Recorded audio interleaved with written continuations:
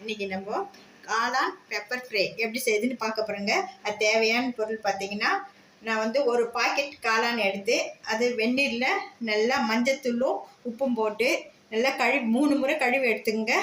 இந்த மாதிரி இருக்கும். கழுவி எடுத்து இந்த அளவுக்கு கட் பண்ணி வச்சுங்க. பெரிய வெங்காயம் ஒன்று பொடியாக கட் பண்ணி வச்சுங்க. தக்காளி ஒன்று கட் பண்ணி எடுத்து வச்சுங்க. இஞ்சி பூண்டு பேஸ்ட்டு புதுசாக அரைச்சது அதை எடுத்துக்கலாம். வந்து பார்த்திங்கன்னா மிளகுங்க அரைச்சி வச்சுருக்கேன், அதை எடுத்துக்கலாம். கருவேப்பிலை, கொத்தமல்லி. இப்போ நம்ம எப்படி செய்யுதுன்னு பார்க்கலாம். இப்போ ஒரு கடாயை வச்சுருக்கேன். கடாயில் 2 கரண்டி எண்ணெய் ஊற்றிருக்கேன். எண்ணெய் காய்ஞ்ச பிறகு ஜீரகம் கொஞ்சம், ஒரு 4-5 மிளகுங்க நல்லா பொரிஞ்சு வந்த பிறகு நம்ம எடுத்து வச்சுருக்க வெங்காயம் சேர்த்திக்கலாம்.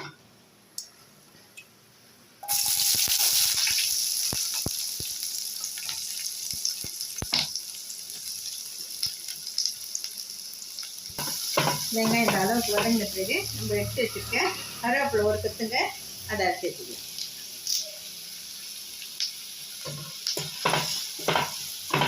கருவேப்பிலை போட்டு ஒரு மாதிரி கலந்து வச்சுட்டு இஞ்சி பூண்டு பேஸ்ட் சேர்த்துக்கலாங்க. புதுசு இப்போ தான் அரைச்சிதுங்க. இந்த மாதிரி ஃப்ரெஷ்ஷாக அரைச்சி போட்டால் இஞ்சி பூண்டு பேஸ்ட்டு ரொம்ப நல்லா இருக்குங்க. கடையில் வாங்குறது நம்ம வீட்டிலே இந்த மாதிரி அரைச்சி போடலாம்.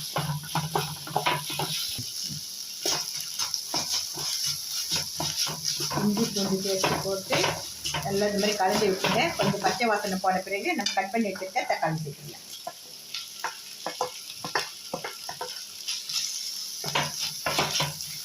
தக்காளி வெங்காயம்லாம் நல்லா அப்படியே இந்த மாதிரி கலந்து விட்டோன்னு நல்லா எல்லாமே நசுங்கி வரணுங்க. அந்த அளவுக்கு நம்ம இந்த மாதிரி வதக்கி வைக்கணும். நல்லா வதங்கிச்சிங்க. தக்காளி வெங்காயம்லாம் நல்லா கசங்கி இந்த அளவுக்கு இருக்கணுங்க. இப்போ நம்ம எடுத்து வச்சுருக்க காளான் சேர்த்துக்கலாம். நம்ம காளானில் வந்து மஞ்சத்தூள் உப்பு போட்டிருக்கோங்க. உப்பு போட்டு நல்லா கழுவி வச்சுருக்கோம். அதனால் உப்பு வந்து நம்ம கடைசியாக தான் சேர்க்க போகிறோங்க. இதில் உப்பு போட்டு கழுவி வச்சிருந்தால கவனமாக பார்த்து போடணும். உப்பு நம்ம தண்ணி ஊற்ற வேண்டாங்க. இப்போ இதிலே பாருங்கள், இதை நம்ம இப்படி வதக்க அதுலேருந்து தண்ணி வந்துட்டு இருக்கோம்.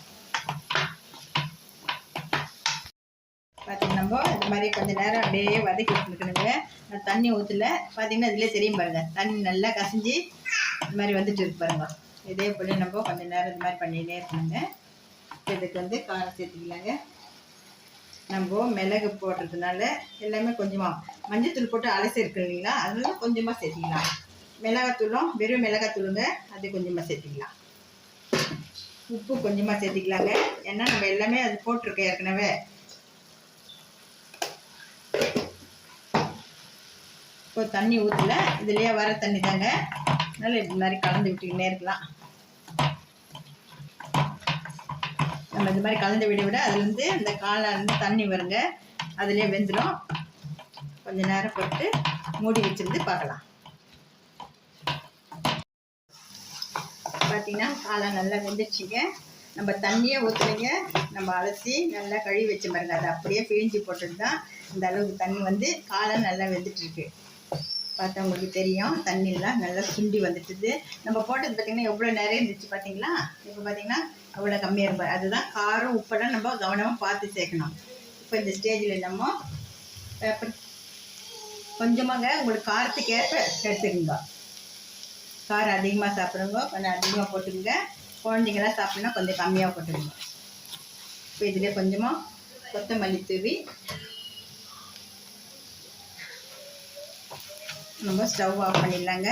பார்த்தீங்கன்னா 2 மினிட்ஸ் தாங்க சேர்த்துக்கு.